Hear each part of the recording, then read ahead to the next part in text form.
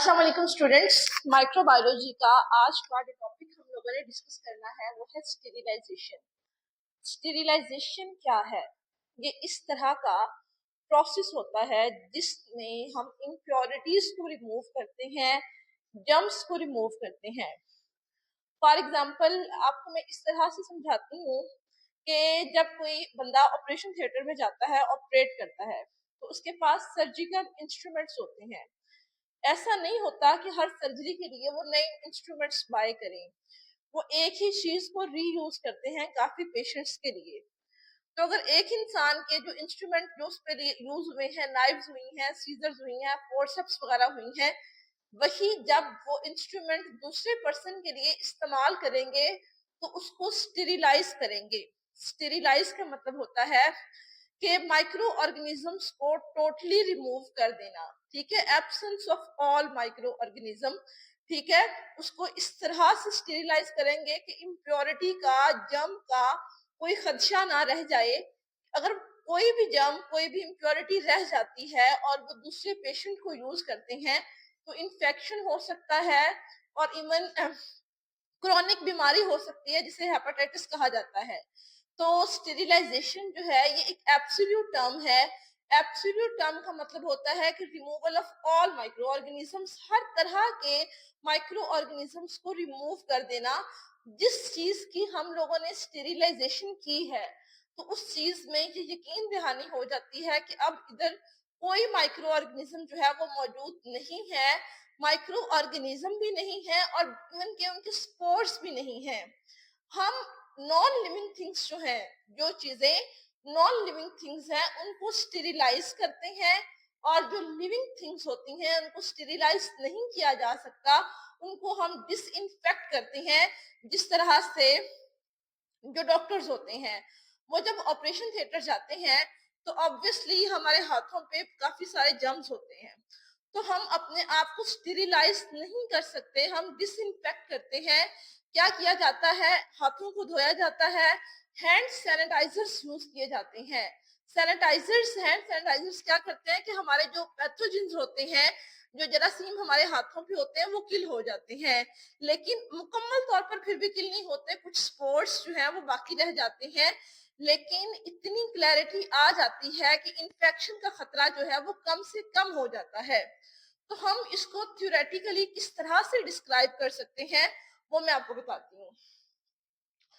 Sterilisation is the process, ये इस तरह का प्रोसेस होता है ऑफ किलिंग और रिमूविंग या फिर रिमूविंग का bacteria and all other form of living organisms. हम बैक्टीरिया को रिमूव करते हैं या किल करते हैं और तमाम किस्म के लिविंग ऑर्गेनिजम्स, खा वो वायरस हो, खा वो फंगस हो, खा वो एल्गी हो, मतलब कोई भी इम्प्योरिटी जो है, कोई भी लिविंग ऑर्गेनिज्म जो है, सब के सब जो है वो रिमूव हो जाते हैं और किल हो जाते हैं।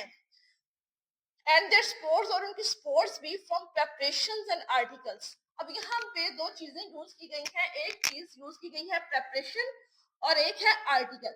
प्रेपरेशन का मतलब है कि जब हम कोई चीज तैयार कर रहे हैं, जब हम कोई चीज तैयार कर रहे हैं, क्या चीज तैयार कर सकते हैं? लैब के अंदर कुछ चीजें यूज तैयार की जा रही होती हैं, नई नई चीजें जो है वो इन्वेंट की जा रही होती हैं। मोस्ट इंपॉर्टेंट जो आपके समझने के लिए है कि फार्मास्यूटिकल इंडस्ट्री है कोई, तो फार्मास्यूटिकल इंडस्ट्री के अंदर स्टेरिलाइजेशन का, हाइजीन का बहुत ख्याल रखा जाता है कि जब भी कोई मेडिसिन मैन्युफैक्चर की जाती है, तैयार की जाती है, तो स्टेरिलाइजेशन को मेक श्योर किया जाता है।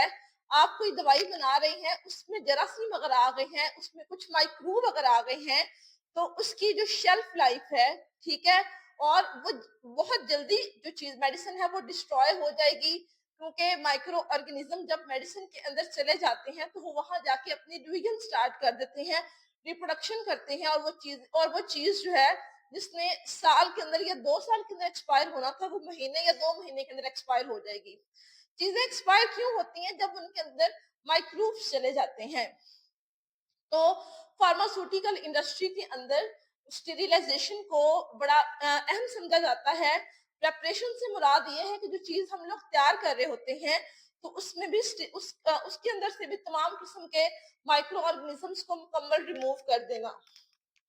और आर्टिकल्स यानी कि जो चीजें हम इस्तेमाल कर रहे हैं, जैसे कोई बिकर है, कोई अपरेटस है, कोई बैंडेज है, कोई सर्जिकल इंस्ट्रूमेंट है, कोई इक्विपमेंट है, उसको हमने रीयूज करना है, दोबारा इस्तेमाल करना है, तो उससे भी तमाम जरासीम जो है वो रिमूव हो जाए। तो स्टेरिलाइजेशन का मतलब क्या हुआ? रिमूविंग और killing of all kind of micro organisms from preparation और आर्टिकल्स। तो अगली जो टर्म हम लोगों ने डिस्कस करनी है वो है डिसइंफेक्शन। डिसइंफेक्शन क्या होता है? Disinfection is the killing of many but not all micro organism. इसमें हम बहुत सारे माइक्रो ऑर्गेनिजम्स को किल कर सकते हैं, लेकिन तमाम माइक्रो ऑर्गेनिजम्स को किल नहीं कर सकते। ठीक है, it is a process of reduction of number of contaminating organism to a level that can not cause infection. इसमें क्या होता है कि ये इस तरह का प्रोसेस होता है कि हम माइक्रो ऑर्गेनिजम्स के नंबर को कम कर देते हैं, यानी कि 1000 माइक्रो ऑर्गेनिज्म है तो 900 जो है वो किल हो जाएंगे, लेकिन 100 जो है वो फिर भी बाकी रह जाएंगे। लेकिन 100 के अंदर अब इतनी ताकत नहीं है कि वो इन्फेक्शन कर सके। कुछ टाइम के बाद जब उनकी रिप्रोडक्शन होगी, ठीक है, तो वो इन्फेक्शन कॉज कर भी सकते हैं, लेकिन वक्ती तौर पर पैथोजेनिसिटी का खतरा जो है वो कम से कम हो जाता है। Pathogens must be killed. Pathogens जो होते हैं वो आराम से किल हो जाते हैं, यानी कि डिसइंफेक्शन के थ्रू जो डिजीज कॉजिंग ऑर्गेनिज्म होते हैं वो किल हो जाते हैं। Some organisms and bacterial spores में सर्वाइव। कुछ ऑर्गेनिजम्स और बैक्टीरियल स्पोर्स जो है वो बाकी रह जाते हैं। अब हम लोग बताते हैं कि स्टेरिलाइजेशन जो है किस किस तरह से होती है, ये किस किस तरह से हम चीजों को स्टेरिलाइज कर सकते हैं या प्रेपरेशंस को स्टेरिलाइज कर सकते हैं। तो हमने डिपेंड करता है कि हम किस चीज को स्टेरिलाइज कर रहे हैं। ठीक है, हर चीज को हम सेम तरीके से स्टेरिलाइज नहीं कर सकते। जैसे कि अगर हमारे पास कोई प्लास्टिक की चीज है, उसको हम लोग स्टेरिलाइज करना चाहते हैं तो हम उसको हॉट एयर ओवन में नहीं रख सकते, क्योंकि वो तो मेल्ट हो जाएगी। प्लास्टिक जो है वो थर्मोलेबल है, टेम्परेचर के बढ़ने या कम होने से वो खराब हो सकता है। ठीक है, ग्लास वेयर जो है उसको डिफरेंट तरीके से स्टेरिलाइज किया जाता है, बैंडेजेस को अलग तरीके से किया जाता है, सर्जिकल इक्विपमेंट्स को अलग तरीके से किया जाता है, और इसके अलावा फार्मास्यूटिकल प्रोडक्ट्स को अलग तरीके से किया जाता है। तो यहाँ पे डिफरेंट मेथड्स जो है वो मेंशन है, और ये हम लोग नेक्स्ट लेक्चर में डिस्कस करेंगे कि कौन सा मेथड जो है वो किन चीजों के लिए जो है वो फायदेमंद है। Thanks for watching.